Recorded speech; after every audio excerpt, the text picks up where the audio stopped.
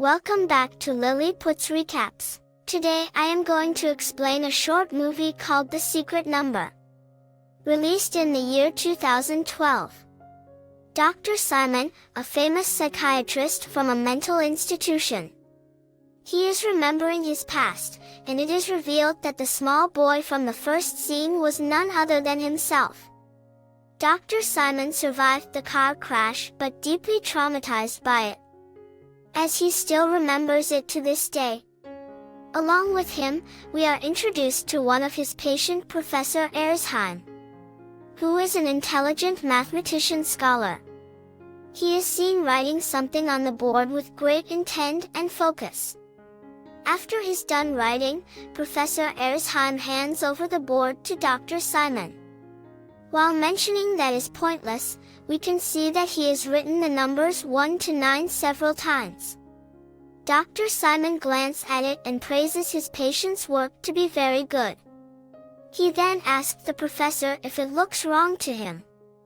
In an irritated tone, Professor Erzheim comments that it is wrong, because it is missing the hidden number bleem. Here we get to know that the professor talks a lot about this mystery number, but cannot prove its existence. He simply replies that one has to trust him as he is a mathematician, not a lunatic. Later at home, Dr. Simon is conducting thorough research on history of Professor Erzheim. He is surprised to find that the professor is no ordinary mathematician, as he has been awarded with numerous mathematician awards. He is even one that owns Field's Medal, which is the equivalent to the Nobel Prize, but in the mathematical circle. After further digging, Dr. Simon also finds out that the professor never has any history of mental illness or emotional trauma. This brings up questions like, was the professor really unstable, or was he locked because his findings were a threat to someone? The next day, Dr. Simon is again discussing the mystery number with Professor Erzheim. After a bit of asking, the professor revealed that the number bleem exists between the regular numbers 3 and 4. Hence, while counting it would be 1, 2, 3, bleem, 4, 5 and so on. Tired of listening to some supernatural theory, Dr. Simon gets up and asks the professor to prove it. He carries a jar of jelly beans and ordered him to separate bleem number of beans to prove the existence of the number. At first, Professor Erzheim is confident that he can accomplish the task and tries to arrange beans. However, after a bit of struggling, he is unable to align bleem number of them. So he throws everything in a fit of rage. Dr. Simon then tells the professor that he is not able to prove it because no such number exists.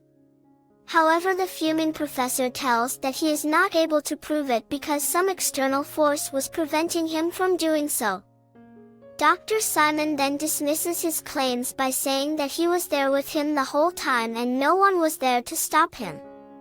After the conversation, the professor asked the doctor for a pencil and paper to continue his research, but Dr. Simon simply ends the session while saying that he will think about the writing materials some other day. Just then, the professor notices the black marker on the ground near the scattered jelly beans. As the security guard arrives, Professor Erzheim goes near the marker and secretly hides it. Before being escorted away to his room, the professor crazily stuffs a bunch of jelly beans in his mouth, which puzzles Dr. Simon. He is then taken away from there and is locked inside room number 304, which is guarded with high security and surveillance. Meanwhile, the scattered jelly beans on the floor remind Dr. Simon of the accident again. On that day, after the police arrived to collect the deceased body, a young Dr. Simon picked up an identical jelly bean from the road. It was dropped by the man who was struck and killed by his car. In the next scene, Dr. Simon is preparing to leave for home after a frustrating day at work. As he is going down the elevator, it takes an unusually long time to reach the 3rd floor from the 4th. This confused him and he starts to thinking about the authenticity of the mystery number bleem.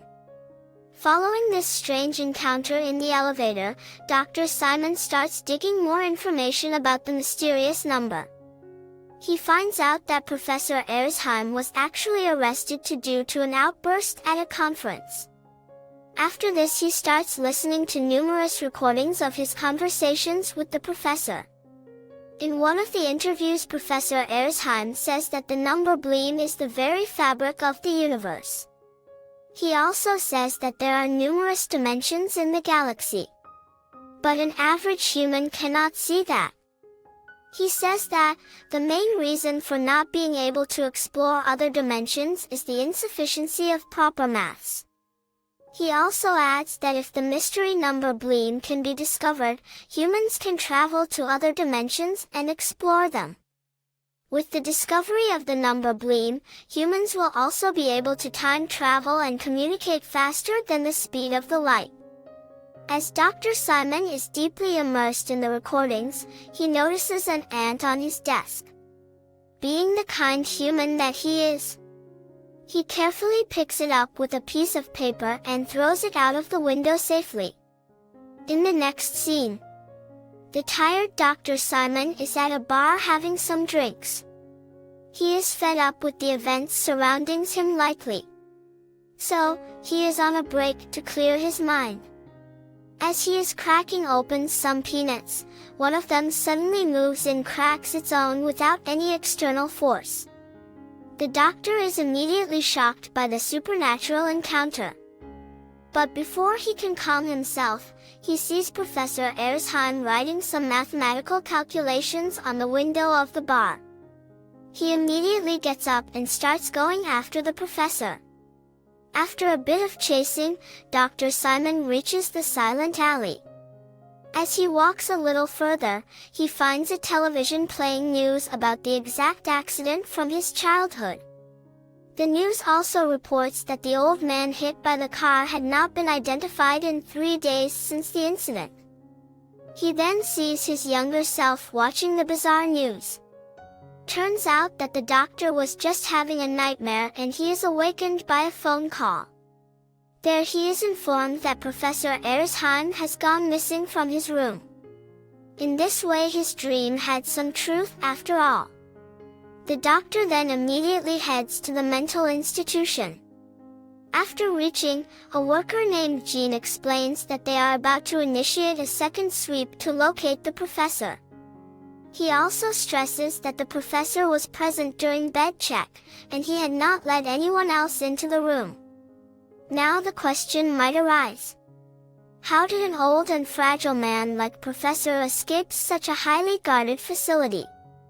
This confuses Dr. Simon equally. As the duo reach room number 304 to investigate, they are shocked to find mathematical equations and formula written all over the walls. It seems that Professor spends all night conducting his research with the marker.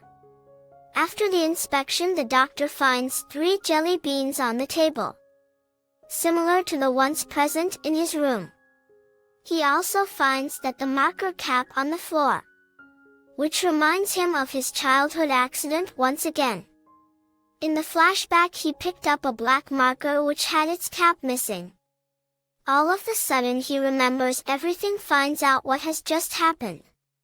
As Dr. Simon is busy grasping the situation, Jean picks up one of the beans from the table. Despite Dr. Simon forbidding him from touching him, he tosses up in the air and eats it. However, Dr. Simon still notices 3 jelly beans on the table as if no one ate anything. He then remembers his childhood accident clearly. The movie ends as we are shown the scene of the accident once again.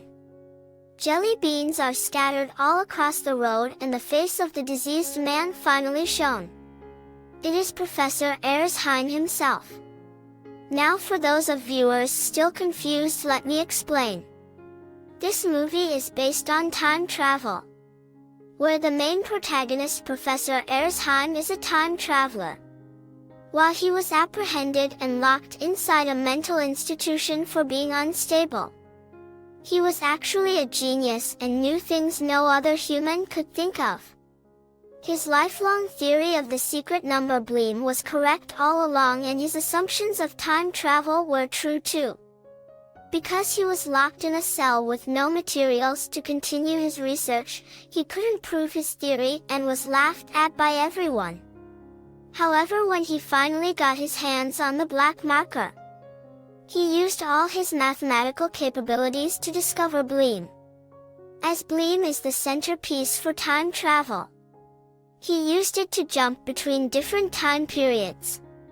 In this instance, he went back in time to Dr. Simon's past, where he was unfortunately struck and killed by his car.